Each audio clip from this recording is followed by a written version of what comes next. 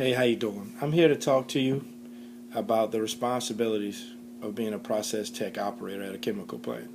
I know a lot of people that go to school, especially South Central Technical Louisiana College.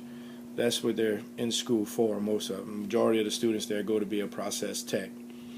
The thing they don't tell you, though, is they kind of make you believe that the way they teach you is like you're going to go sit behind a computer right away, troubleshoot and sit behind a computer and fix problems from the computer. When in reality, that's not exactly what you're going to do. That actually happens later on in your career as a process tech. The first few things a process tech do the minute you get your job is you're going to walk straight into training.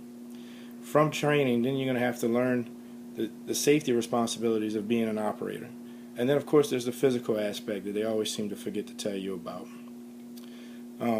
As far as the training aspect goes, the minute you get hired on at whatever plant you go to, you go into this site-wide training, which is basically, it could be something as simple as making sure you know how to drive a forklift, to something as critical as an emergency procedure. You know, for example, nitrogen gets in your airlines. That's a critical procedure.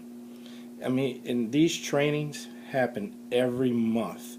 Every month you have to renew your, basically it's like a certification training so the site can show that the operators are still staying up to date on their certifications. They're completely trained in hazard training, in forklift training. It could be something as simple as a leak test training. Anything. It could be something as critical as you smell an odor.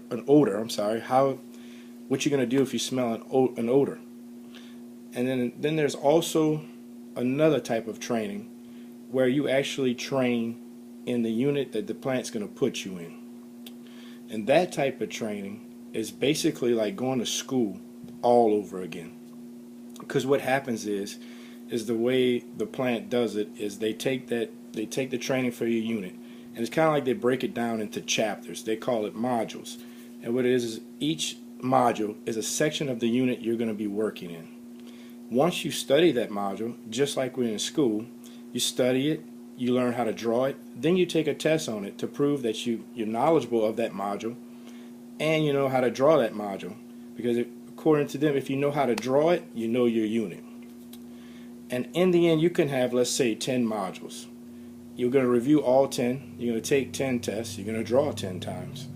And in the end, it's kind of like when you're in school, you take a final exam. All 10 modules come together in one. You draw a final exam, and then you draw your big unit. And then they take it a step further, and the way you get certified to prove you completely understand your unit is you get in front of a board panel, which is kind of like when you go to interview for the job. You're going to have about 4 or 5 people. They're going to drill you with questions on your unit, and you're going to have to answer them. And they give you a score. Then you're going to have to redraw it for them just like you did on the test and explain it to them. And that proves you know your unit, which is going to play a big role in the next step, which is the safety obligations of an operator. You got to realize an operator's got to know the safety aspects of their unit. You're basically the last source of protection for the maintenance guy about to go work in your unit. Basically, you're isolating the piece of equipment he's going to go work on, and he's relying on you that you know that piece of equipment is isolated. You got to think of the aspects. You want to go home and see your family, so does he.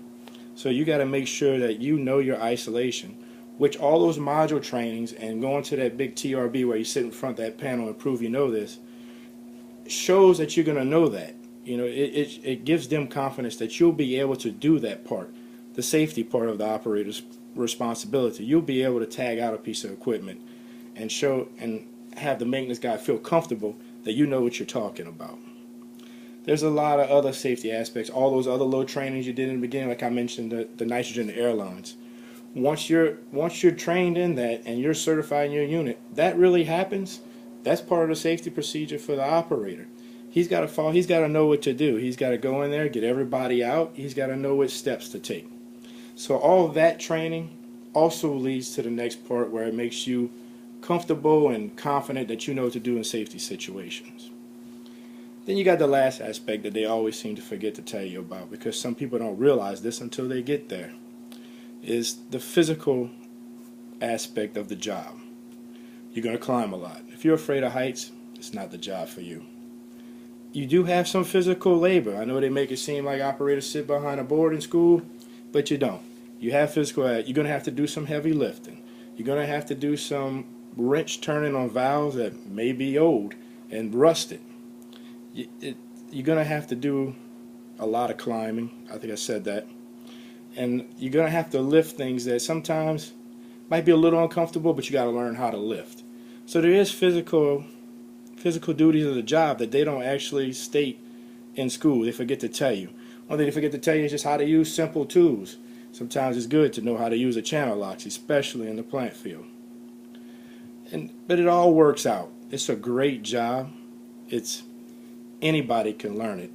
I mean, it's a great job. That's all I can say about it. I was fortunate to where I had a maintenance background when I went into it, so I wasn't surprised by those things.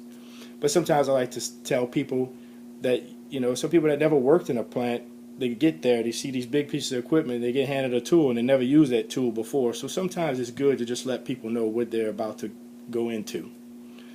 I just want to give y'all a little background, give y'all a little information on how it is to be an operator in the chemical plant. And sometimes it's just not all sugar-coated like they might make it seem in school. You will have to work hard, and there is some physical attributes to it. So I just wanted to give you a little information. Thank you.